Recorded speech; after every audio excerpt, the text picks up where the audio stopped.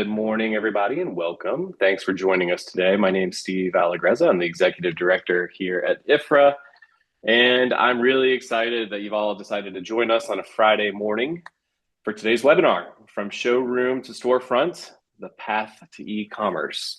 Before we jump in today, a couple of quick housekeeping notes. We are recording today's session. We will reserve some time for Q&A at the end. So you can always drop questions into the chat as we go along. I'm really excited today because we have two amazing individuals joining us, along with all of our awesome members who've taken time too. But the two folks that are joining us today to speak have kind of spent their days in the trenches, really helping retailers navigate the topic that we're talking about. So today joining us, I have Leah Kirkland, Vice President at RNA Marketing, and Taylor Ward, Sales Director of RNA Marketing.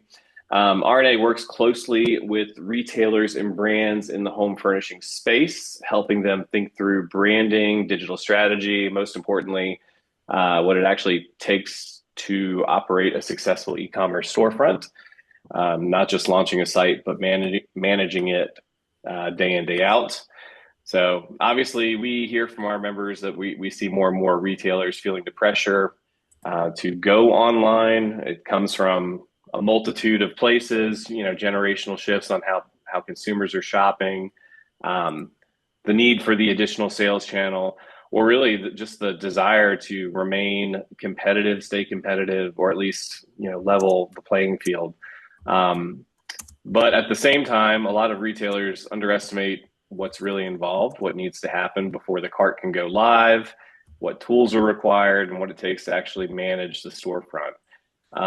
So our goal today is really to empower you as reps with practical insight, advice, tidbits, and talking points that you can take back to your dealer.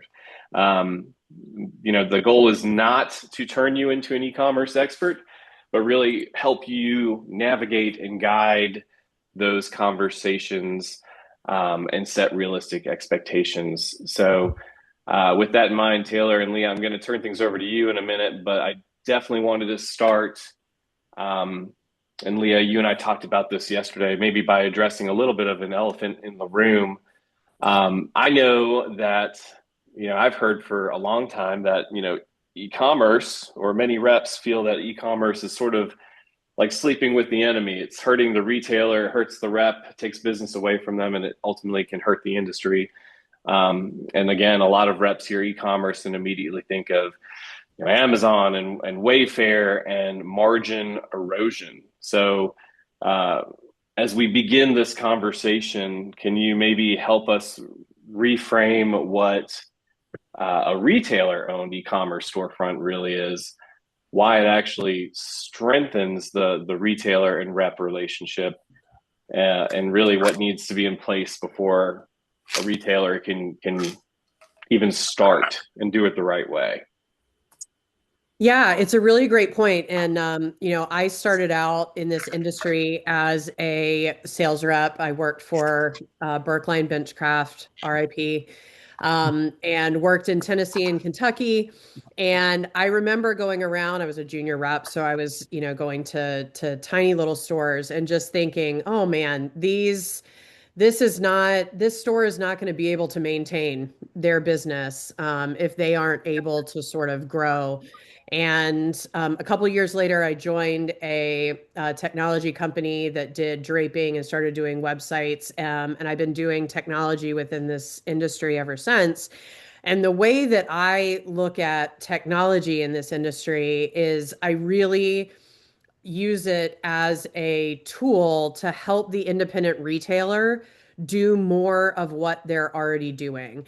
And what we're really trying to do with advising our clients on e-commerce and starting to add pricing is that we know consumers are able to make a lot of bad decisions online, right? People are buying things left, right, and center. And what we're really trying to do is bolster our independent retailers so that they are not losing market share to a Wayfair, an Amazon, a Pottery Barn, a big box store within their area.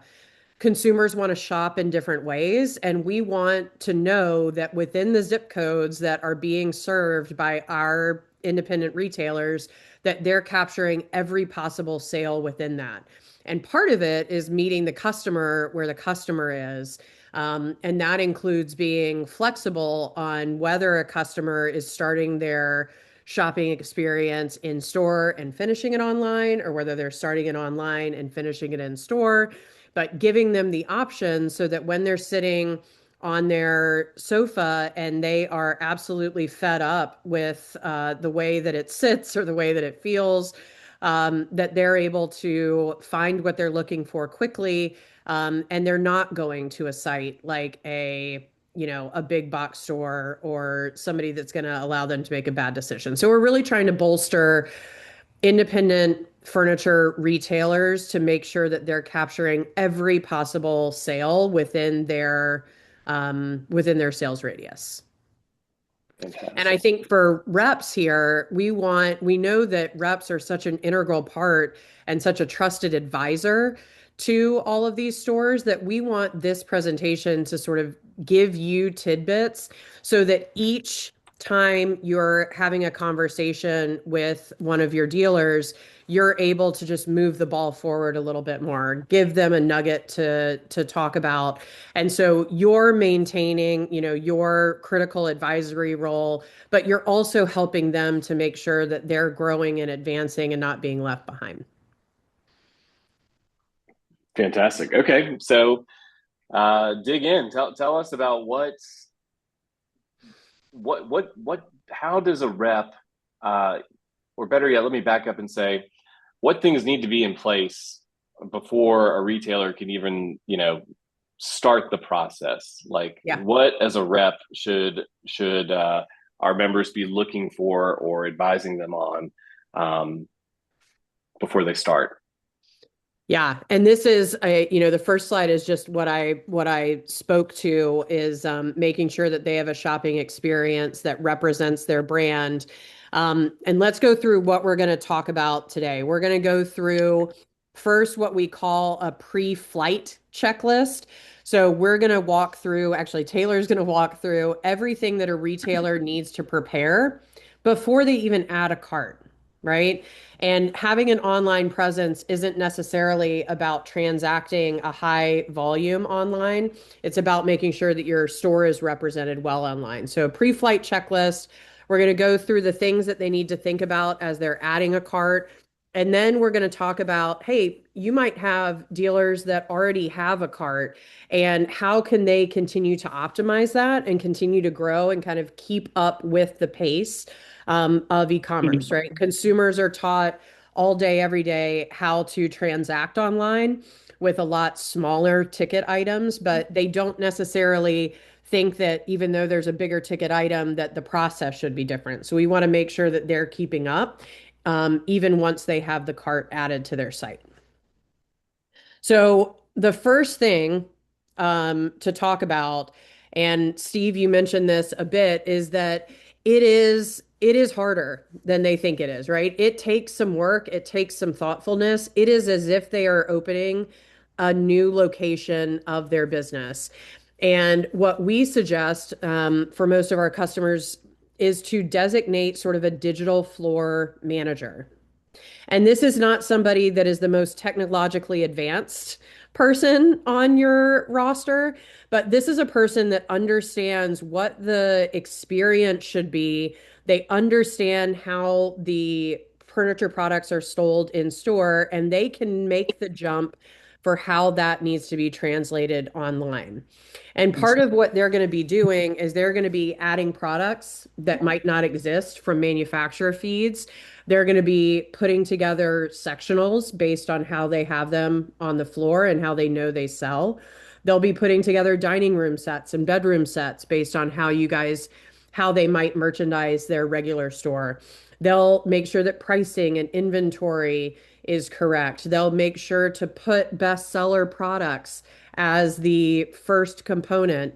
And they'll update banners on the homepage to represent the promotions and respond to leads.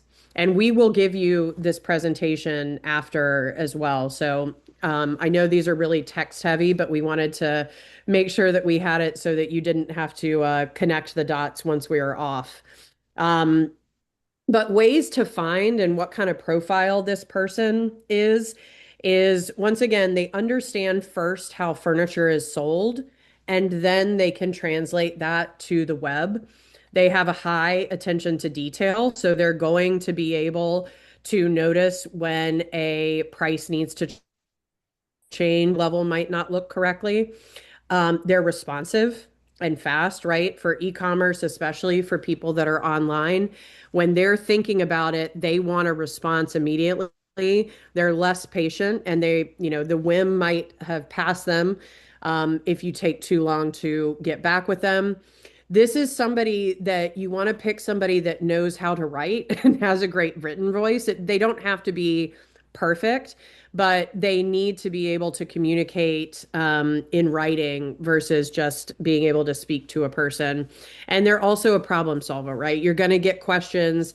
They're going to have, an issue that they need to manage with a sectional price or the way that something is configured or popping an image up when there's not one there. So you want to first advise them on sort of the profile of this person and the work that goes into it, because just managing the products on a site can often be a full-time job. And there is a lot of tech that can help make that easier, but it doesn't mean that the job doesn't exist. And now I'm going to turn it over to Taylor for the pre-flight checklist. And essentially, what is this person and what does your retailer need to do ahead of putting a cart on the site? Yeah, So excellent. take it away. Thanks, Leah. So yeah, as she mentioned, just some things to know as they're gearing up. They may already have a site, but just, they've steered away from being transactional or stayed away from e-com altogether. But today's day and age, most of our dealers have at least a site up. If not, these are still good things to consider as they look at a site. Customer reviews, we'll start there. As you know, reviews are critical in everything today, whether that's product or the store itself. And these are being posted whether their site is good, bad, transactional, they're getting reviews. But we encourage that these reviews get posted on all of your dealer sites. There's plenty of widgets out there or tools available for sites that can help maximize this. And they promote the most helpful reviews. These reviews can be product oriented or story oriented, of course. But there is a management in this process as well, because again, you're going to want to promote these high reviews and sort of manage the low reviews in terms of responding to those, creating feedback off of those versus having those published high on the site. Um, Naturally, these provide a lot of trust and incentive for the consumer. So before they even dive into any, shopping experience, they want to know, is this store, this retailer, someone I can trust? Is this a trustworthy product or person I'm going to be dealing with?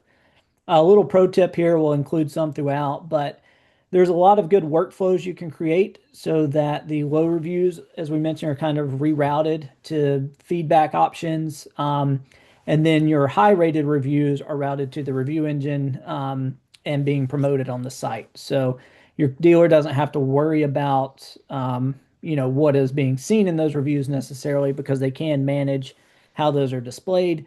But nonetheless, the reviews are important, and we encourage them to, make the efforts to generate more reviews. Yeah. Maybe I make a Hey, quick note too, because I'm sorry.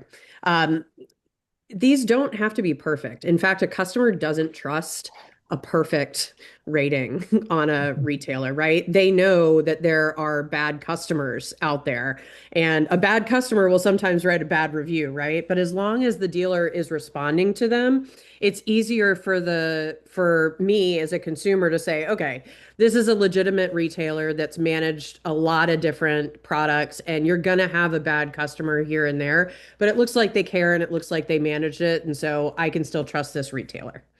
yeah. Can I jump in with a quick question? Please. Yeah. So can I break this down a step further and say, like, So say we're dealing with maybe a lower tech independent, mom and pop that maybe they spend 95% of their time on the sales floor. They kind of wear all the hats. How do they even start to generate reviews? Is there a step they need to take before they can receive the reviews? I mean, I've always heard you have to do like Google My Business or whatever it is to get that going. Can you speak to that or plug that in somewhere and just talk about like what should not even step one be, but kind of step zero in order to get that? You want me to take? So yes, they need a Google My Business. They can do this on Facebook, right? Facebook has reviews. Most mom and pop stores that I've seen have a Facebook post that or a Facebook page that has reviews on it, and it's very easy to interact on those. In fact, it's even a little bit more personal because people have to put their names beside them. It's hard to be anonymous on Facebook. So even if they start whatever they might have or are using right now, if they have a Google page, great.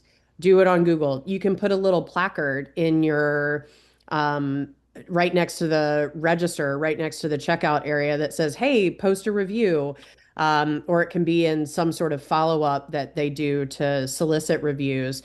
But I would say if they have Facebook or if they have a Google My Business, start with whatever they are comfortable with right now, and then they can always expand it as they go. But set up one of those two accounts, and then you can start to solicit reviews through those.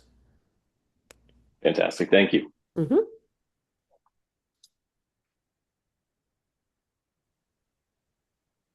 Yeah, moving off, going from reviews into sort of what the products are looking like on websites. One of the key factors is being able to display an inventory. This gives that retailer, as we kind of talked about, a little bit more of a local expert or a local availability.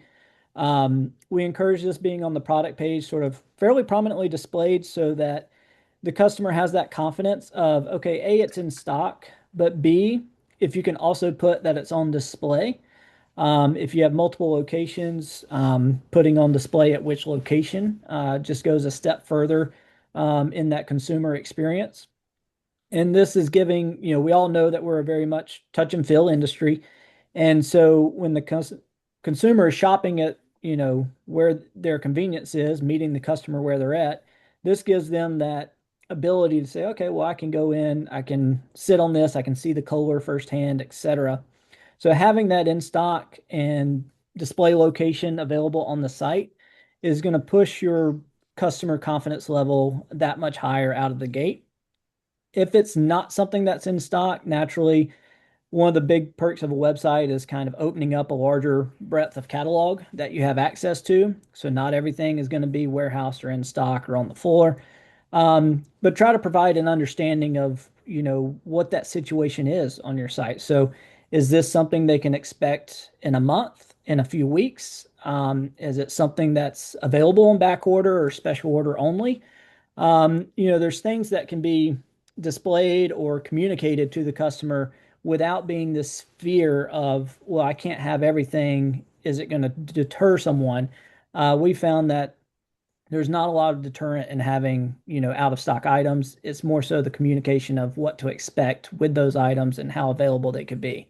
Um, Again, a little pro tip on this is to that effect, they could set up a page on their site that sort of describes these options or offerings. So, kind of explaining what back order means or special order. Maybe it's a per brand, if it's a customizable sofa or customized color, these could be a 30-day lead time or a 4-week lead time, depending on the vendor. So, kind of having this spelled out in some way, somewhere that is easy to find and easy to read through gives that customer just that much more confidence in staying there at that store and staying local.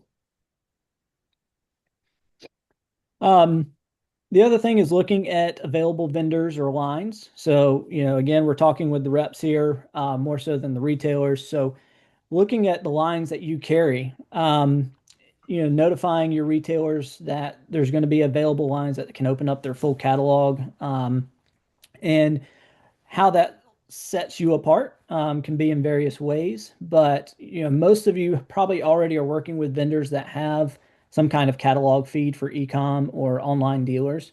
You may not even be aware of it. I know my dad's rep, and he has two lines that he didn't even know had ecom lines available. So they're out there. They're already making efforts for this front. So don't be timid of it, but understand what lines are enabling what.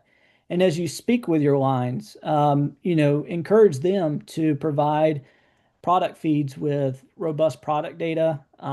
If your vendor can provide the availability, that gives those special order options on those pages a little more validity and a little more confidence in how long that lead time can be. And then if your vendor or line can offer a pricing in that product feed, I know a lot of sometimes we want to hide pricing or steer away from that. We kind of get timid of it, but I'll talk more about that in the upcoming slide. But if they have the ability to provide that in their feed, they can sometimes allow a markup option in that. So that just makes it for your dealer that much easier to put the product on their website and have a little bit of automation in there that they can, again, provide to the consumer and create that experience of how much they could get and what all is available.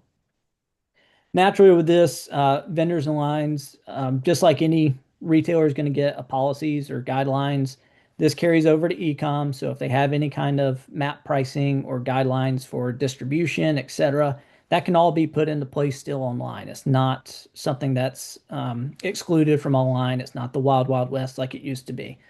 Um, and then lastly, if your dealer has the ability to drop ship, this creates a very easy sell capture for a lot of retailers to put those items on their site.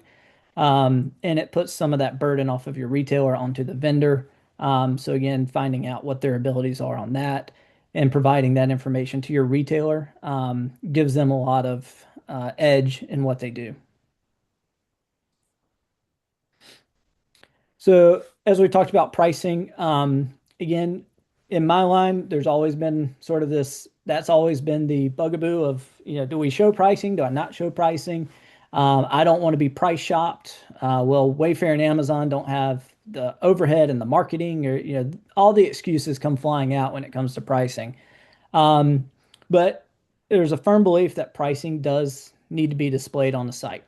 This doesn't mean you have to do every item on your site priced. Like we said, you may be putting full product catalogs out there that, isn't being provided by the vendor, so it's hard to price yourself.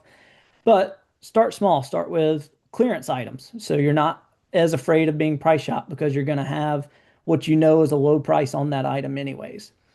Start with the items you have on display at your store as a lineup, or start with items that you have in stock in the warehouse. So that way, again, you have a little more control from that customer experience. Um, but you're connecting with a customer on a level that sort of pre-qualifies or gives them the confidence to continue shopping. Um, so a lot of times if you're maybe you're shopping low-end products and you go to a high-end store site, if you don't see a price and you walk into that store, you're going to feel embarrassed when you find out that a sofa is $6,000 and you had a budget of $999. You don't want that experience for your customer. And the same can go vice versa. So is giving that customer an expectation of who this retailer is, what they can expect, and ultimately, as we mentioned, this retailer is trying to capture business in their area. So there's going to be a lot of other areas that we'll talk about that this retailer is going to have an advantage. So they don't need to worry as much about being that price shop. But pricing being displayed is a very important key for this. Um, to tie a lot of the pricing and inventory in, if your dealer is utilizing an ERP or a point of sale system or POS, a lot of these can be integrated into websites. And what that'll do is allow some automation for your retailer so they don't have to think about this as much of a heavy lift or a burden of, well, man, my stock changes every day. Tariffs are changing every week. I'm not going to update pricing every day. If they have their point of sale, naturally they're pricing things in there for the floor, for their tags. This can get connected to a website in a lot of ways that allows for an automation so that their site stays up to date, as does their main system. On-site search and filters. Many of us are aware of, searching for products, how to find them. We want to make this as easy as possible. So when your dealer is looking at, how their site is shopped, they want to make sure that things are easy. A customer has an easy path to the product they're looking for. This is done through search bars or filters. Um, this, also kind of gives that customer a quick, similar to how I talked about, customer doesn't want to come in the store and be embarrassed of what their expectation was. This can also help disqualify from well, I came here looking for antiques. Well, we don't sell antiques. A quick search can validate that right there on the site. So it helps with that as well. But having it prominently placed, search bars are a very key feature that they're going to go in and just search for beds or search for a Kohler, things of that nature.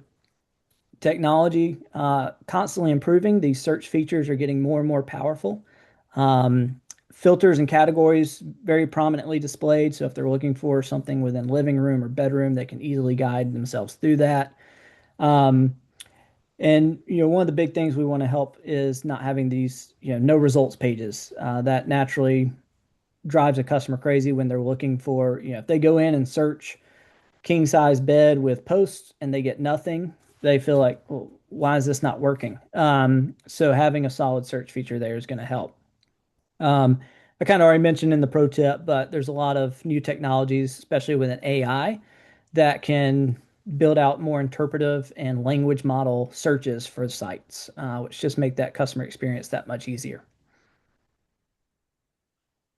Um, some final considerations on the pre-flight, kind of before they get into transactions, is they may already have this information from what they're doing at the storefront level, but some may not. So they want to consider what sales zip codes they're going to be working in. Um, this is something to carefully consider when you're going into online sales. Naturally, uh, they may think your vendor or line may have a 30-mile distribution radius, but online, they may say, well, I think I can attract customers from 2 towns over. That's a 60-mile radius. They need to consider, do I have distribution issues, or can I deliver to that far of a range? Am I going to do what would be the shipping strategy within these sales zip codes that I'm going to target? Can I drop ship from the vendor? Do I need to do solely warehouse pickup so I have more control? And if so, that may narrow down that sales code zip that you're looking at. Um, Also considering what a shipping and returns policy would be before you go live. Naturally, they already have a returns policy in store. They may already have a delivery policy in store, but setting that up from an online consumer perspective so that they're protected and covered. And also there's that clear expectation for those online transactions. Hmm. That's the pre-flight checklist. So I'm gonna kick it back over to Leah for, now that those items before you get the cart have been checked off, what you'll do with the cart.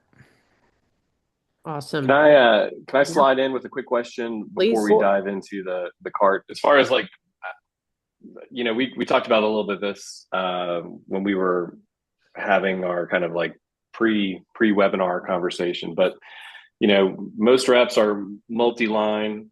Um, I know during my time as a rep, there were some brands that I worked with that were way more e-commerce ready than others. So how can is there a separate, and this is obviously maybe a conversation for another day, maybe another webinar, but how does a rep vet or measure the readiness of the brand of the vendor for e-commerce? Because I think it's probably a very similar playbook.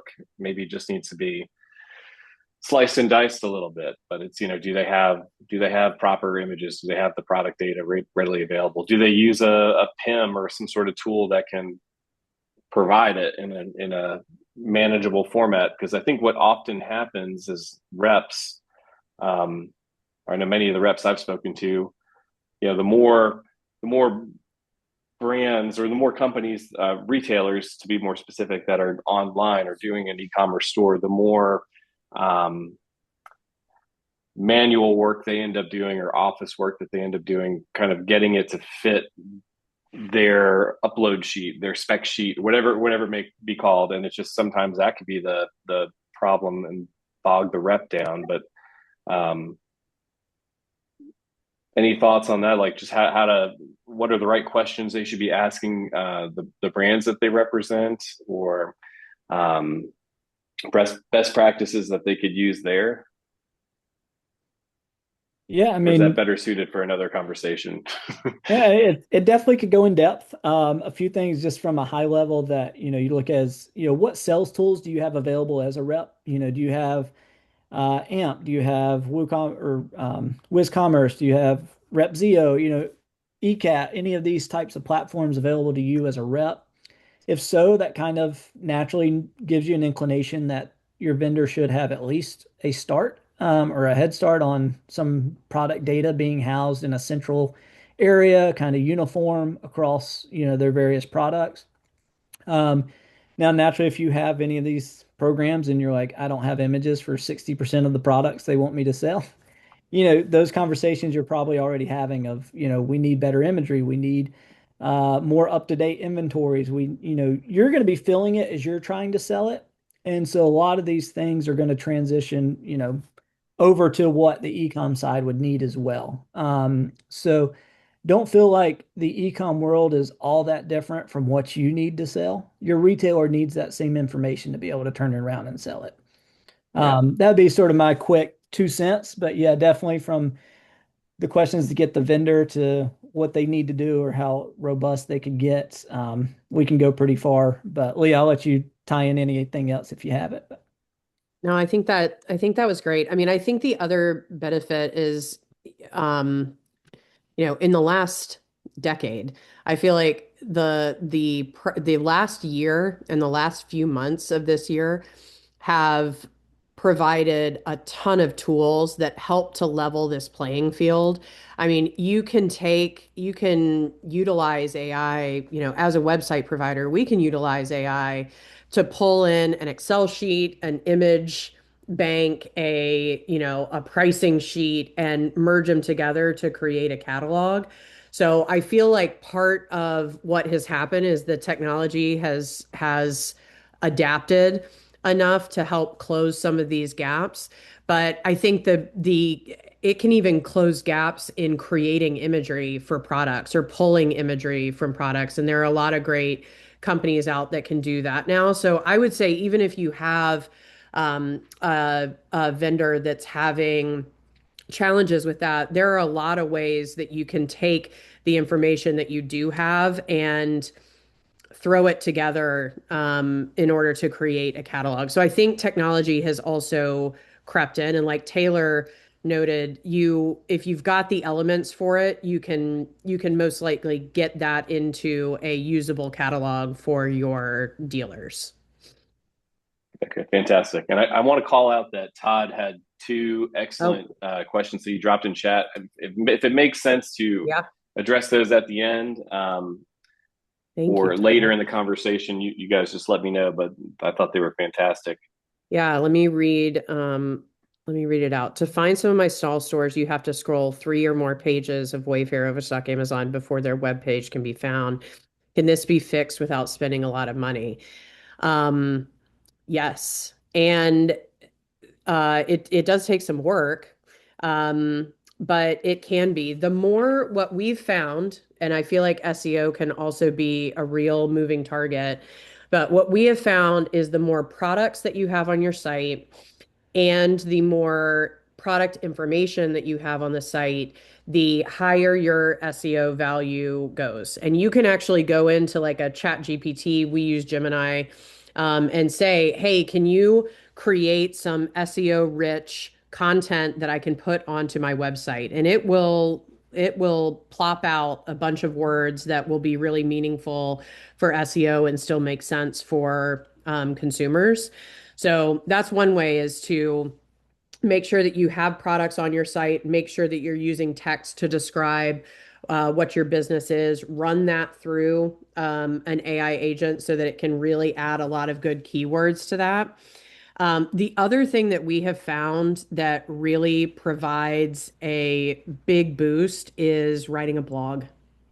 And it sounds so like 2008, but it sets you as it sets you as an expert within the field. It knows that you're helping consumers. So we have seen both product data and blogs work really well. Not to not to complicate things further, but not only is there SEO right now, but there's something called AEO, which is answer engine optimization. And that's how your stores are showing up when somebody puts a question into Chat GPT. And blogs and product data help with both. And we're seeing more and more consumers go to like a Chat GPT or an answer engine versus just a Google. So I think anything that you can do to add product to the site or do a blog is really helpful. And you're not going to spend as much money as Wayfair, Amazon, etc. But your relevancy at a local level is still valued by a search engine, and you've just got to boost up some of your keywords. And normally we see that helping out. Todd had another question. Is there an advantageous or proper way to promote items like free delivery or free installation or added free product warranties? Yes, for sure. And uh, the question is, how can you showcase the value that an independent furniture retailer may provide that an online retailer doesn't, right? White glove delivery services or actual installation or service. And what we often suggest to our clients is put that information on the product page in a little like what sets us apart. You can be an icon, right? It can be a graphic or it can be some written copy, but remind the customer, not just on the homepage, but remind the customer on every product page the additional value that they're getting if they purchase this item through the store. And it's something that really sets independent dealers apart, and they need to shout it from the rooftops. One of the other things that we've seen for in the analytics space is that many fewer customers are going to a homepage first. They're often finding the site through a product page or through a delivery page or through a location page. And so if you're only telling your story on the homepage and you don't have items in the header that carry through to every page, you're not telling your full story to the customer. So you want to take a look at some of where they're coming in, but if somebody were to land on their product page, do they get a feel for the value that you as a local as your local dealers are providing as an independent in the area? The other way that we've seen this happen is that you can actually add the items to the cart and then zero them out. So you show the value that you're providing and then provide a discount for it. That's pretty meaningful too. And Todd followed up with how or where do we go to write a blog? Most websites have you can plug in a blog. It needs to be associated with the web page or with the website.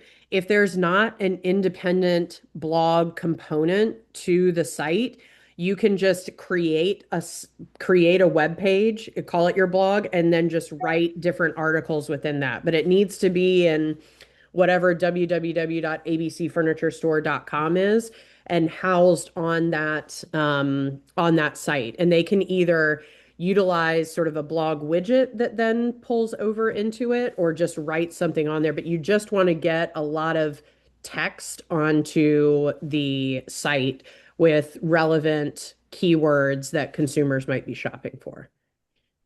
And we can give you examples too, Todd. I think we'll have your information, but we can send you some examples too of blogs that we've seen be really worthwhile.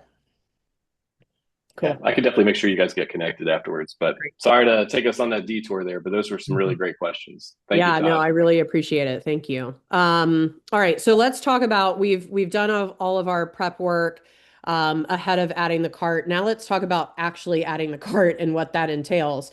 I think we found that most retailers believe that it's just, it's a button that they press and they've made the decision and now let's go. But they need to have a few things in place. The first thing to have in place is a payment processor. There are two things that you need online. One of them is a payment gateway that basically takes the card information and anonymizes it or encrypts it and sends it to a payment processor. The payment processor takes that encrypted data and sends it to the bank to confirm that there's money in the bank or that this credit card um, is not denied.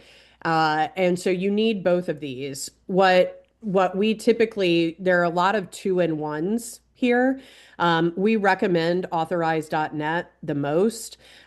We've found that it is a more merchant focused processor.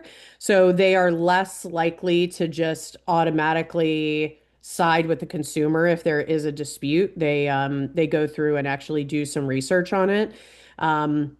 So we like authorize.net, but you also your dealer may have a payment gateway system that they're using in store that can be applied online, and they just need to ask that institution whether they have an online component to that. We also have customers that are using Stripe. We've definitely heard of a lot of customers on Shopify, but you need to have an account set up with a company that can take the information from the cart and send it to a bank. Next up are payment options, and this is huge. And we have found that, and you see on here, 28% of shoppers abandon if their preferred payment option is not there. And they need something that is easy. They need something that doesn't take a ton of time. I think you guys might have this. I know that my credit card is saved on my computer, on my phone. I mean, there is no way that I can leave a cart without my credit card information like jumping onto the page. That's what consumers are looking for. And if they go to a furniture store and experience something different or don't have the ability to pay in the same way that they're used to, they are typically going to abandon this. And this is one area that I think independent retailers think is a lot harder and that you need to be bigger, but it's not. Not anymore. There are a lot of options that you can utilize, and your dealer should utilize as many as possible. I know it looks like a CVS receipt sometimes when you go to a cart and see all of the payment options, but consumers are really looking for four different categories, and they are the buy now, pay later. So this is where, people are paying like, $2 a week for a burrito for a month. There are a number of tools that can do this: Affirm, Klarna, Bread Pay. The digital wallets is number two. This is your Apple Pay. This is your Google Pay. This is your PayPal. Private label credit cards. So either through Synchrony or Wells Fargo, they can be touchy, but working with whomever their finance provider is would be helpful to see and make sure that there's an online option. And then at the lower beat, and I know that it's sort of, the subprime world is a often icky area of our business, but there are a lot of sales that are being done through a Progressive Leasing or an Acmea, and it's worth at least looking into. Because you're not going to lose a sale based on those options not being available. So once again, I think you guys will know your dealers, you'll know how to advise them, but you want to have more options than fewer for any consumer that's coming to the site and interested in purchasing. The last one that I know gets super sticky can be sales associate attribution. So, do you want to attribute this sale to an associate? Do you want to offer that option?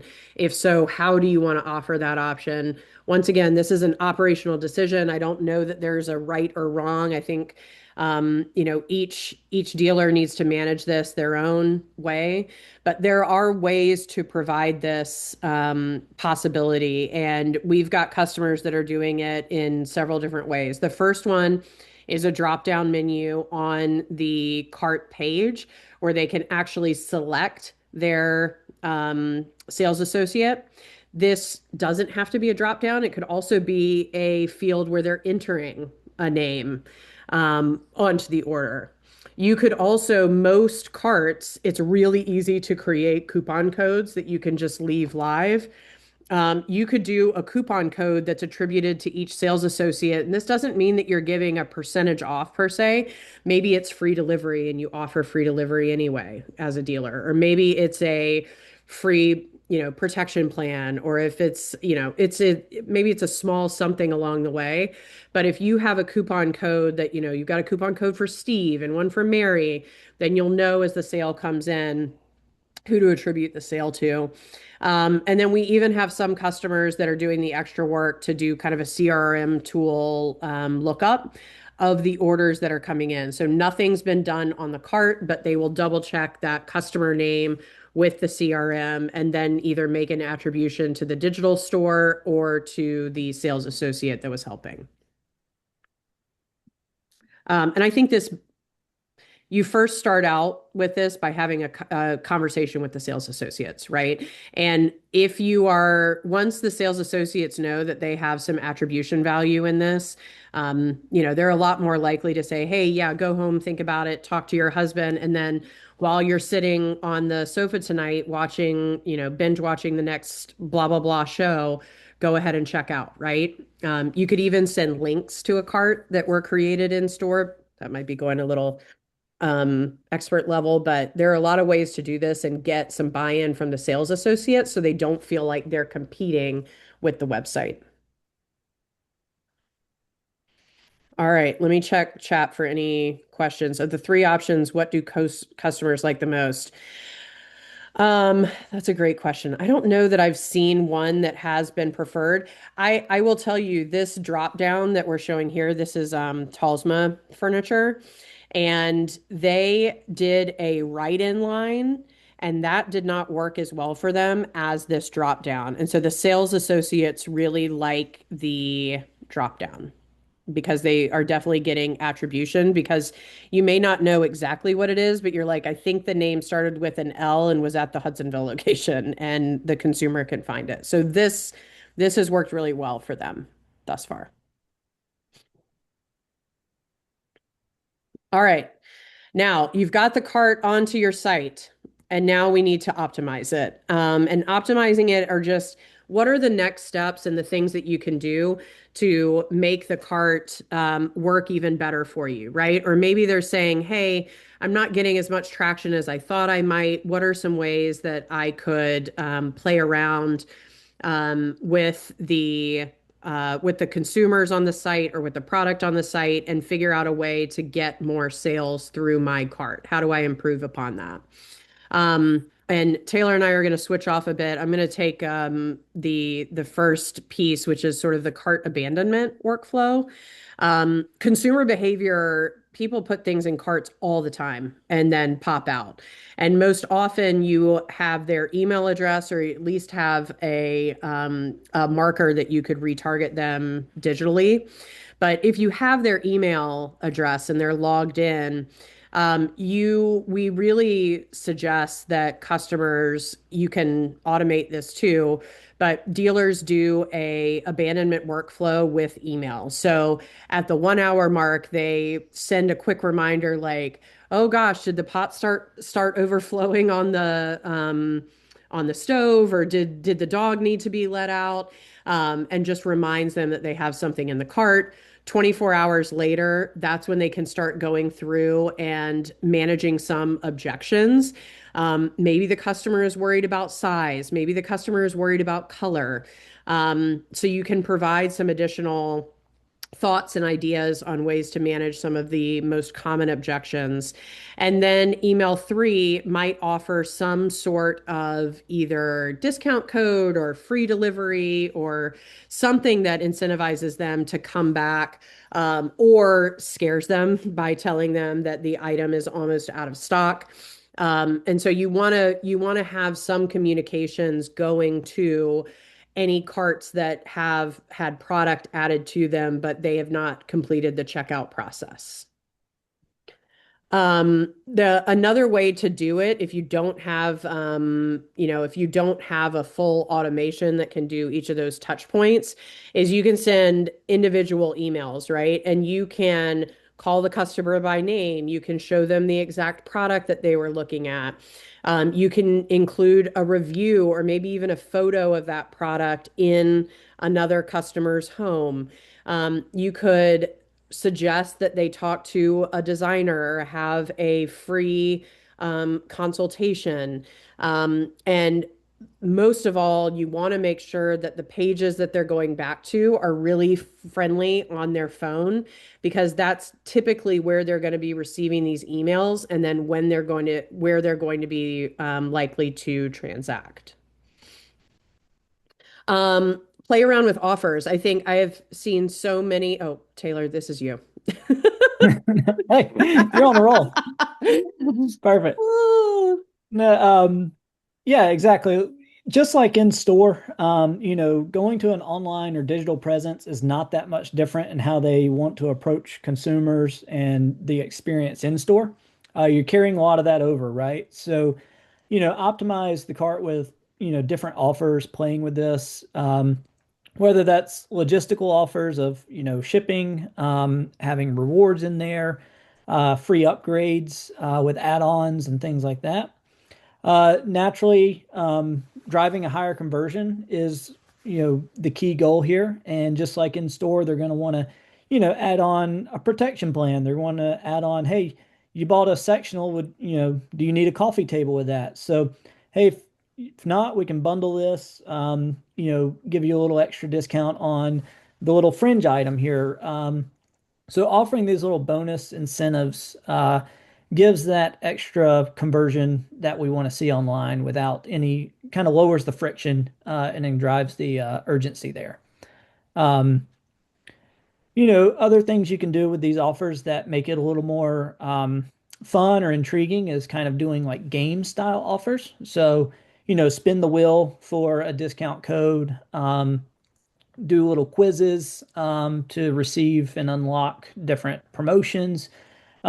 This gives you kind of a dual-sided effect of giving the customer a reward and a discount, but also as the retailer, with a lot of these, you're going to get extra information and data from the consumer. So, requiring an email to get that back, signing up with your phone number, etc., is going to give the retailer a lot of things that they can use later, whether that's in that abandoned cart retrieval process or in a retarget campaign for marketing for the store or online, etc.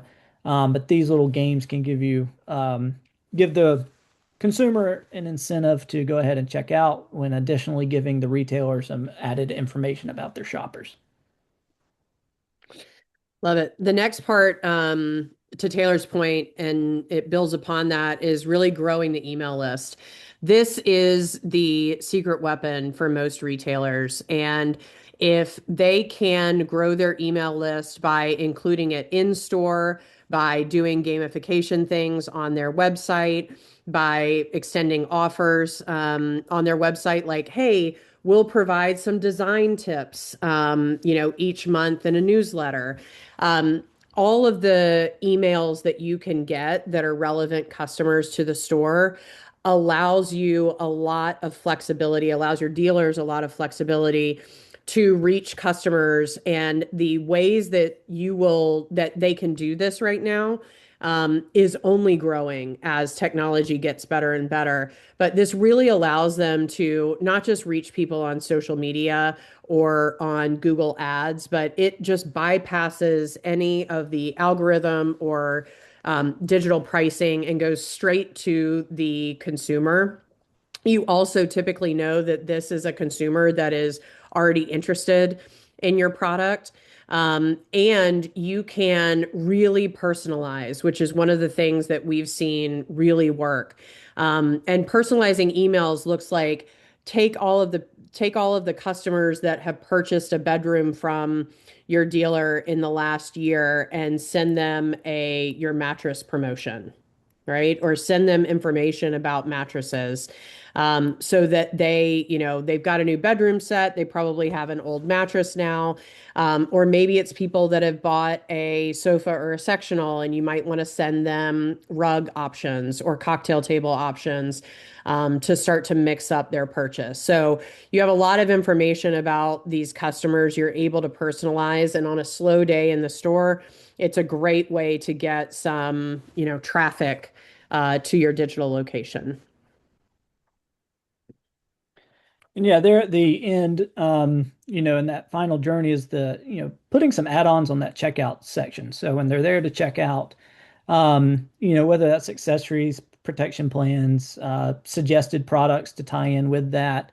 But this also, from a rep's perspective, can help with a lot of your lines in particular as well. So if a lot of us carry some gas money lines or fringe lines that how do we get more traction on those? Well, man, if they're not that expensive, let's encourage our retailers to put that as an add-on bonus at the checkout.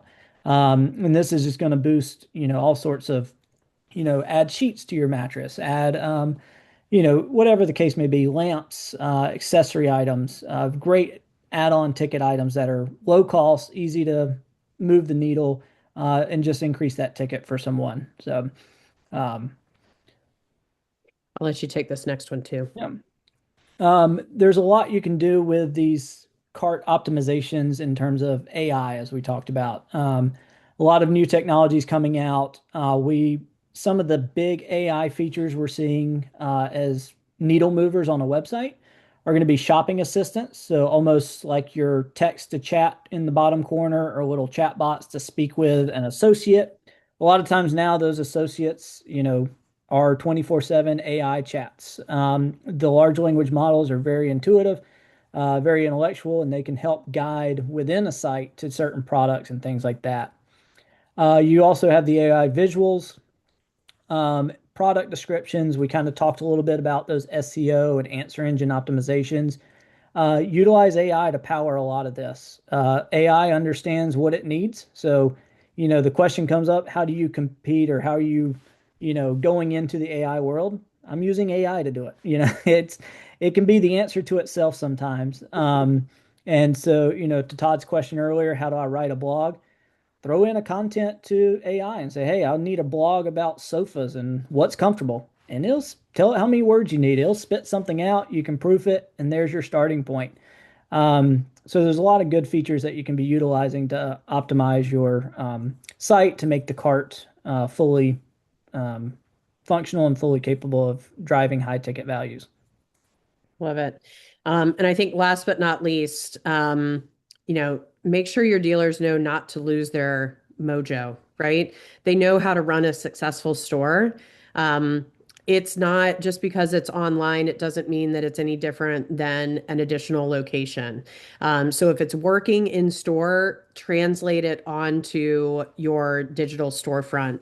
That includes virtual consultations if they're super design heavy.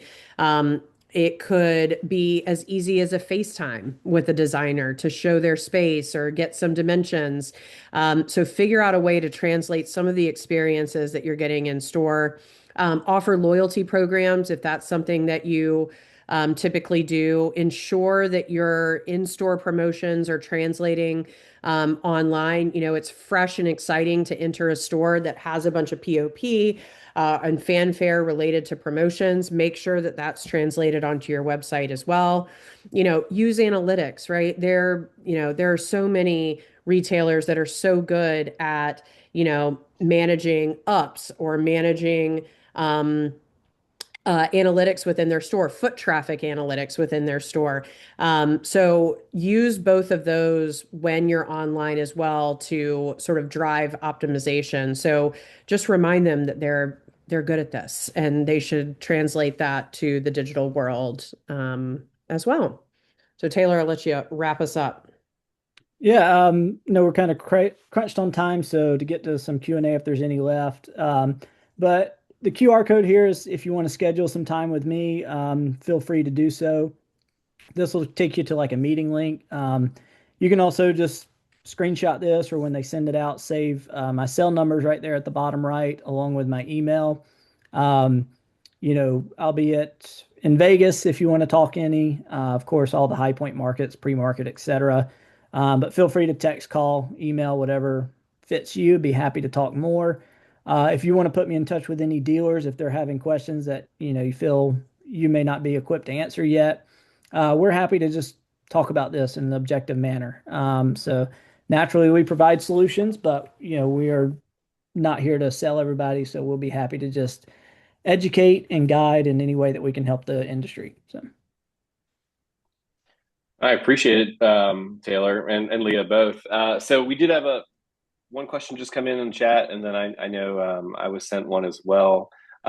In general, how would you advise retailers on using SEO to improve online visibility with the goal for their websites, products to pop up first on a Google search, for example? So kind of gets back to, I think, one of Todd's questions of like, how do you compete with the big e-com players and the big brands and just uh, utilize that SEO to just kind of get that visibility online or through Google or with whatever platform someone is searching through. Yeah. As we mentioned, any sort of words that have a bunch of keywords, whether that is in the product descriptions, whether it's in the category. Let me show because this I know this can be a little nefarious sometimes. Let me go to Miller Waltrip. Right. So you want to have words on the homepage that speak to who you are and what you do, that speak to your locations, that speak to your expertise. So the more words that you can get on there, the better. The other piece that we found that has been incredibly helpful is a blog post. So they have both style guides, they have design tips, and then they have a full blog. Let me find it.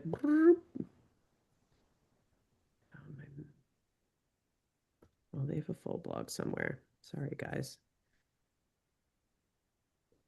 Am I just missing it? I think it's in the design. Potentially Design. with them.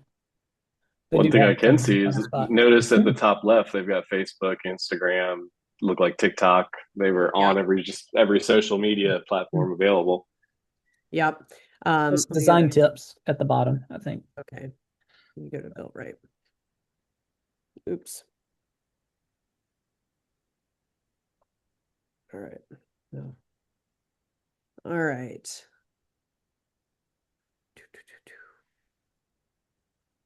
Go to the bottom. Blogs.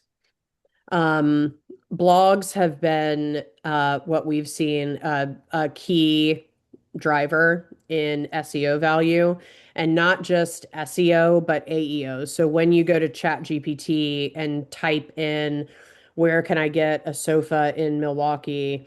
Um, Built Right will pop up. And so we find people, I don't know that just chasing Google is all they need to do. And answer engines really optimize for local levels. So anything that you can do to say, are you feeling a bit squeezed in your insert the area here apartment? That's going to help you show up within those localized searches more than the bid box stores. So you want to put words in here that make it known that you are an expert within the furniture space and that you are local to this area. You're an expert within this local area. And just to add real quick, sort of this is something that your retailer can do on their side. And from a vendor standpoint, a lot of the product data your retailer may not be managing themselves, but your vendor just using what the vendor has. So from the vendor side, there is a lot of product rich keywords they can put in to that product description. So whether it's long description or short description, I would encourage your, the merchandising team on these vendors or even your sales manager to be, looking at including some of these SEO rich descriptions into the product data. And again, if your vendor's not already, they can just plug some of what they already have into an AI and say, make this SEO rich, and it can generate that for them. Naturally, there's services out there that can do all this for your retailer and things like that, but going to the vendor as the source for the product data, in the sales meetings, wherever it may be, inquire and see if they're using some SEO rich content for their product descriptions. Um, to answer the question as well, you don't have to be first, but you need to be on the first page. People aren't going super deep. So you need to be on the first page, and most consumers know what a big box is and what a not big box is. But you want to show up on the first page with a furniture specific search near me or in my local area.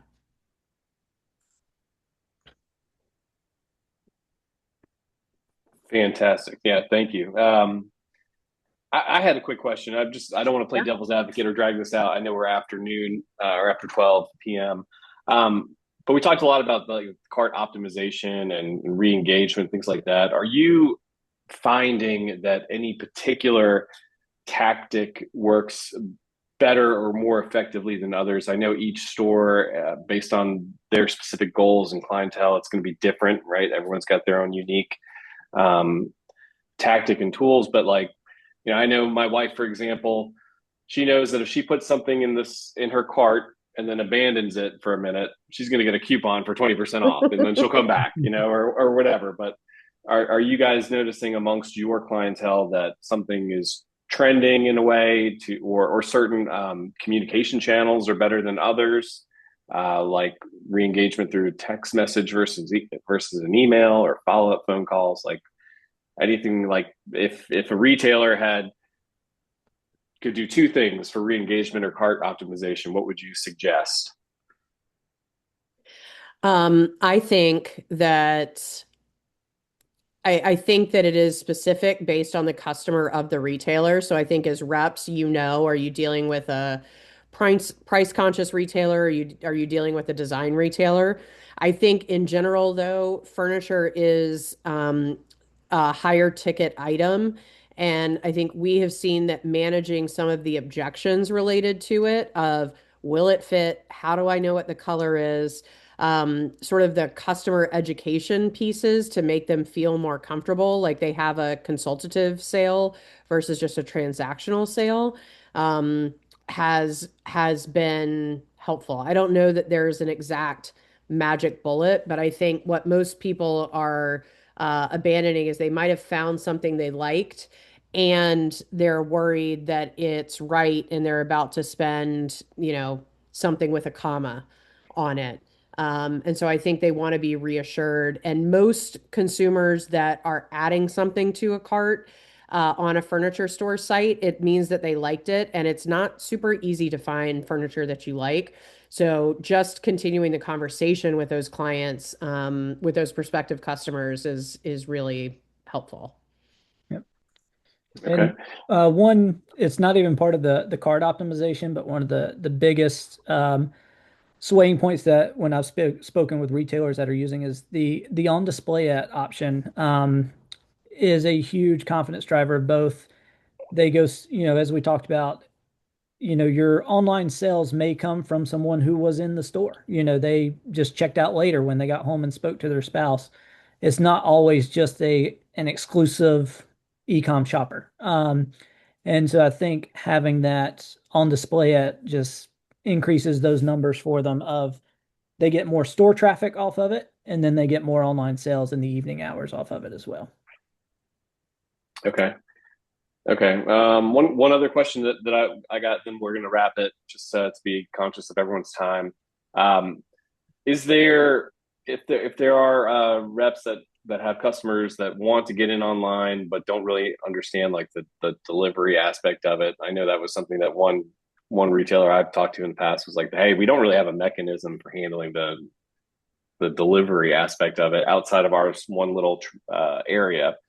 how are you able to find are there any options for you, like, or references that you could think of for a company to find an e-commerce delivery service or provider on their own? Like, what's the best way to navigate that topic? I know this is a very different topic than what we came here to discuss, but it all ties in.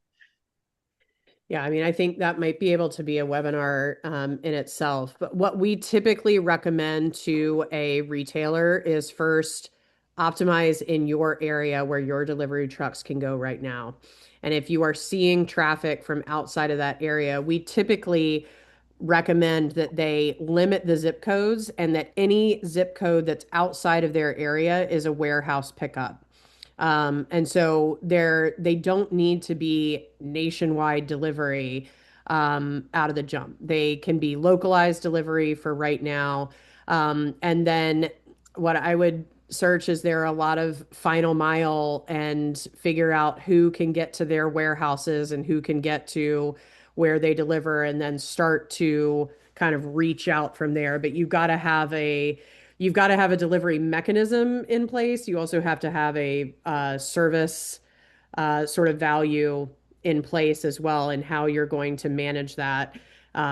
What we typically recommend for most retailers is that stick stick with delivery zones that you're utilizing right now and make sure that you're not losing market share within that space, and then go catch some more fish if that's really working for you. That makes sense. Okay. Well, look, just to be respectful of everyone's time, let me say again, thank you, Leah, and thank you, Taylor, both. Again, they are both from RNA Marketing. Thank you again for sharing your insights and perspective today. We appreciate you both more than you know. Quick reminder as we wrap up, we did record our session today, and a replay will be made available shortly. We'll post it on our YouTube channel. We'll post it in our info hub for members as well. I'm sure we'll have a link to it on social. And again, if you'd like to continue the conversation or learn more, there is a great big QR code on your screen right now to get in touch with Taylor and the team over there. So again, thank you for spending part of your day with us and for the work that you do supporting and advising your retail partners. We appreciate you. We thank you for being a part of IFRA, and we'll see you next time. Thanks so much, everybody. Thank you all.